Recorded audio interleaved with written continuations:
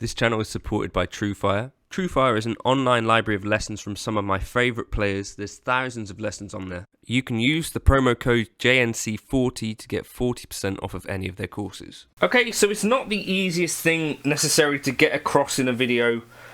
These are two, I'd say, very high-end Les Paul style guitars. Obviously one is the real thing. Well, not quite the real thing, but a Murphy Lab, which is an authentic Gibson experience, and designed to sort of be getting you as close as possible to that sort of era of Gibsons that are hallowed. This, on the other hand, is a K-Line KL59. I have to say that Chris did send this guitar over to me, so, you know, in terms of knowing about disclosure and all that sort of stuff, that is important, I think, to share with you.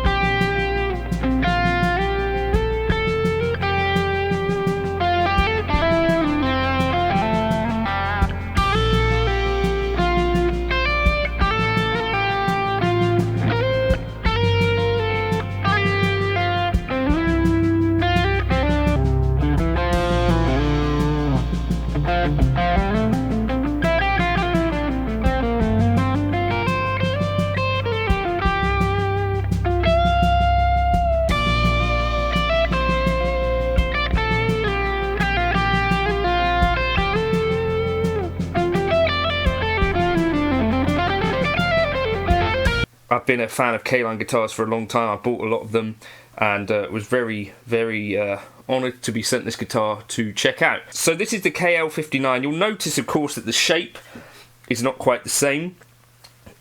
Things that are off the bat immediately obvious to me is that these pickups are higher output than the custom buckers in the Murphy Lab. The other thing is that this is not really reliced in anywhere near the same fashion as this. So if you see a Murphy Lab in person, you'll probably see that there's quite a lot of checking, even on this is like a light relic. So this looks more like an old guitar, I would say, and obviously this is just off the shelf, not designed to look old. It's kind of, you know, like the new old stock type of thing. The curves are slightly different to avoid, I presume, lawsuits, and the headstock as well. But to all intents and purposes, other than that, it is essentially, you know, two slabs of mahogany that are Les Paulish shaped. Aesthetically, the Murphy Lab, I think, takes it by a long, long way. The KL59 doesn't have the aniline dye thing going on. Two-piece mahogany back. It's got the slightly browner mahogany that you sometimes see on like a gold top. But fantastic, plays really well. I would say this has got slightly bigger frets as well.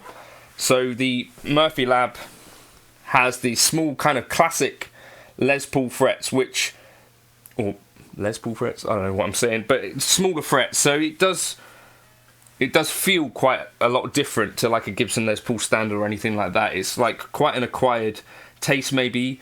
You might really like it. I think I really get on with it, particularly for more intricate playing. The smaller frets I think suit really well, but if you wanted just a straight out rock machine, then the slightly thicker frets of the K-Line might win out there. The fretboard on the K-Line is quite light rosewood as well, like in terms of colour, versus on the Murphy Lab, that's dark, dark, dark. It looks fantastic.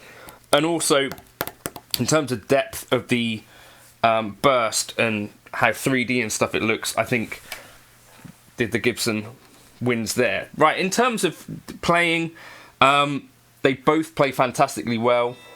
And I'd say, is the neck on the K-Line slightly slimmer? There's not much in it. But this is a 59 style neck and this is a 58, so you'd expect there to be a little bit of a difference there in terms of this one's probably slightly thicker. Both fantastic guitars. If I had to pick one and money was no object, I think I'd go with the Gibson. You've got to go authentic, haven't you? But these are $7,000, this is 4, so, you know, there is that to factor in. Headstocks are what they are. I wanted to try them sort of just plugged in DI and show you the differences in tone there. But I will say that this does hold up fantastically well. This is, you know, what I think of as my Les Paul now. Blew my Gibson Les Paul standard out of the water. Feels fantastic to play and really is hanging in there, I think, with this Murphy Lab, which actually is one of the finest Les Pauls that definitely the finest Les Paul that I've ever played, and one of Jake's favourites. He's played real bursts and stuff, and loads of people have offered to buy it off him. So this is a good example, and it's hanging in there with that. I think is really great. So yeah, fine work from Chris at K-Line. I think, you know, if you specified some things like a darker fretboard, you might be able to accommodate that. But another factor that is important here: weight. So this is a pretty light example at about £8.5, maybe just under. This comes in at actually under £8, which is one of the things that Chris at K-Line wanted to do with these. It doesn't have nibs or anything like that, by the way. Maybe that's where he's making weight savings. But he wanted it to be like a lighter weight example rather than a heavy Les Paul. So this is quite light for a Murphy Lab. And this would be very light for a Murphy Lab. You know, under £8 for a Les Paul is...